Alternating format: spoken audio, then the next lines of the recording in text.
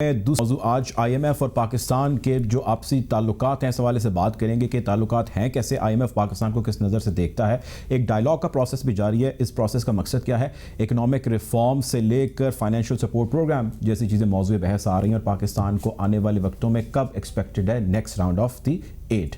اس حوالے سے پروگرام میں جوائن کر رہے ہیں ڈاکٹر اعجاز نبی صاحب، ماہر اقتصادیات ہیں۔ Welcome to the show doctor صاحب۔ سر، سب سے پہلے تو یہ بتائیے، starting from the very beginning, جب یہ گورنمنٹ آئی انہوں نے کہا جی ہم آئی ایم ایف کے پاس نہیں جائیں گے، ہمیں جانا پڑا، کیا ہمارا فیصلہ درست ثابت ہوا اب تک کی تاریخ کے مطابق؟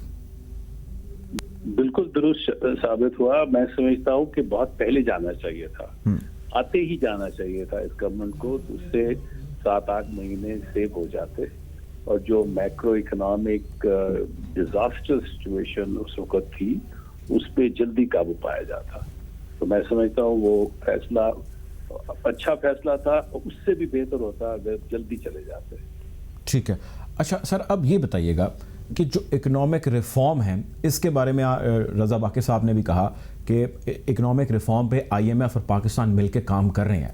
آپ کے خیال سے، ایک تو ان کا یقیناً خیال ہوگا اور پلان ہوگا، آپ کے خیال سے کون سے ایسے اکنامک ریفارمز ہیں جس پہ یہ کام کر رہے ہیں اور جس کا اطلاق ہوگا اور عام شخص کی زندگی پہ اس کا کوئی اثر پڑے گا یا نہیں پڑے گا؟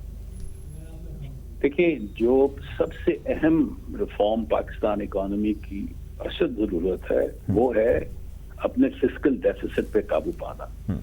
یہ جو ہر 4-5 سال کے بعد ہم کو آئی ایم ایف کے پاس جانا پڑتا ہے، اس کی وجہ یہ ہے، اس کی وجہ پرائیویٹ سیکٹر نہیں ہے، ہمارے پرائیویٹ سیکٹر میں کوئی کمی نہیں ہے، اس کی وجہ ہے کہ گورنمنٹ اپنے فائنینسز کو صحیح طرح سے قابو نہیں کر پاتی۔ ہمارا ریونیو کم ہے، ہمارے ایکسپینڈیچر زیادہ ہے۔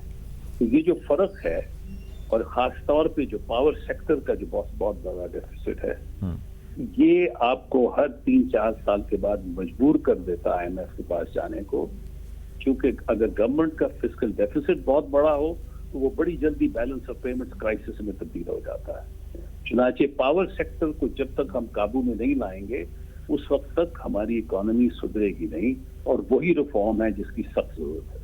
لیکن سر، جو پاور سیکٹر ہے جس کا آپ ذکر کر رہے ہیں، یہاں پہ جو پوسٹنگز ہیں، ابھی ہم کچھ دن پہلے اس پہ پروگرام کر رہے تھے، وہ سارے ایڈ ہاک بیسس پہ ہم ٹیمپریری ایڈیشنل چارجز کے ساتھ وہاں پہ انہوں نے لوگ بٹھائے ہیں۔ جب ایک سٹرکچر ہی نہیں ہے ہمارے پاس، ہم اس کو چلانے کی پوزیشن میں نہیں کہ فیصلہ لے سکیں اور اس پہ عمل کر سکیں، تو پھر ہم تو جو بیس ہے اس کی وہی ہماری کمزور ہے، کس طرح ہم اس کو بہتر کر سکتے ہیں؟ دیکھیں، سٹرکچر وغیرہ بن جاتے ہیں اگر ذہن میں کلیئرٹی ہو کہ آپ نے کرنا کیا ہے، پھر سٹرکچر بھی بن جاتا ہے۔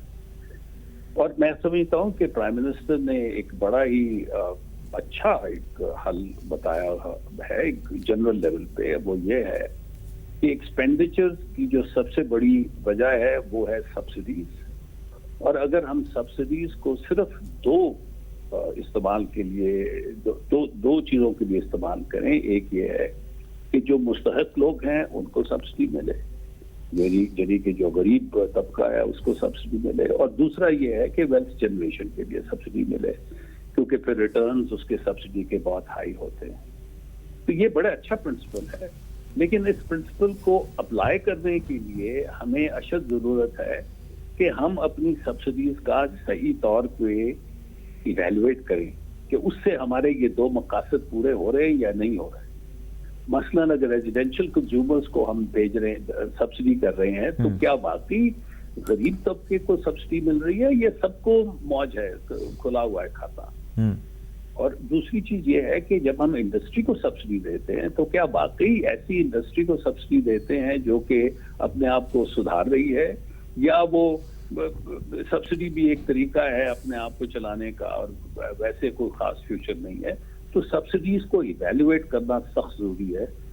اور اگر کر لیں گے تو پھر جو پرائم منسٹر نے بڑے اچھے 2 اصول بتائے ہیں ان کے اوپر چلنے کا ریفارم جو ہے وہ سب سے اچھا ریفارم ہوگا پاور سیکٹر کے لیے۔ ٹھیک ہے، اچھا سر، اب 2 باتیں۔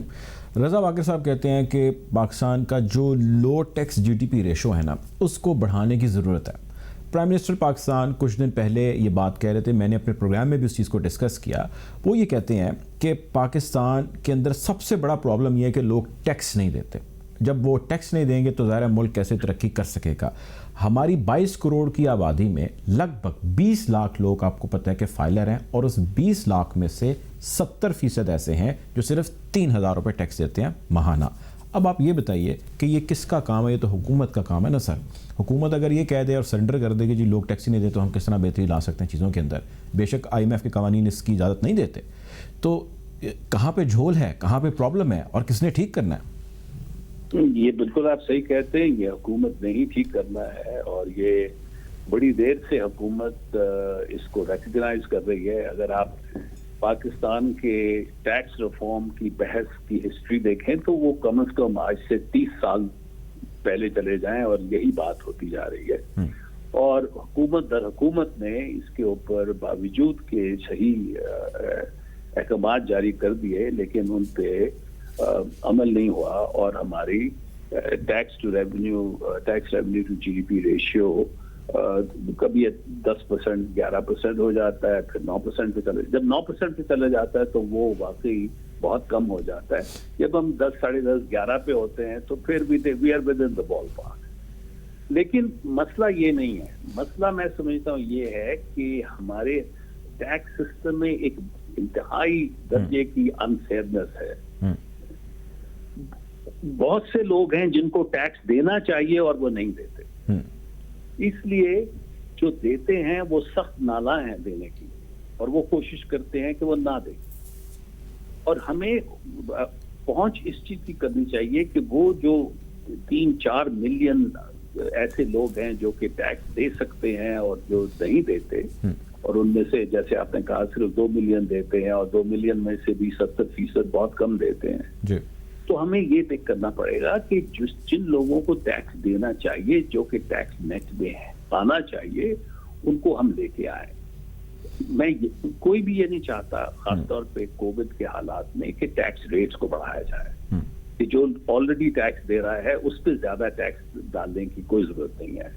لیکن ہماری سوسائٹی میں بہت سے لوگ ہیں جن کو ٹیکس دینا چاہیے لیکن وہ نہیں دیتے. ان لوگوں کو ٹیکس میں لانا, ٹیکس بیس میں لانے کی سخت ضرورت ہے. بالکل جی, ان لوگوں کو ٹیکس کے اندر نیٹ جو ہے اس کے لانے کی سخت ضرورت ہے, اور یقیناً یہ حکومت پاکستان کی, حکومت وقت کی ذمہ داری ہے, اور یقیناً اگر وہ اس کو پورا نہیں کر پا رہے تو یہاں پہ شدید غفلت ہے جس کے اوپر پرائم منسٹر عمران خان کو خصوصی توجہ دینے کی ضرورت ہے. بہت شکریہ جی, ہمارے ساتھ ڈاکٹر اعجاز نبی صاحب موجود تھے. آپ کے وقت کا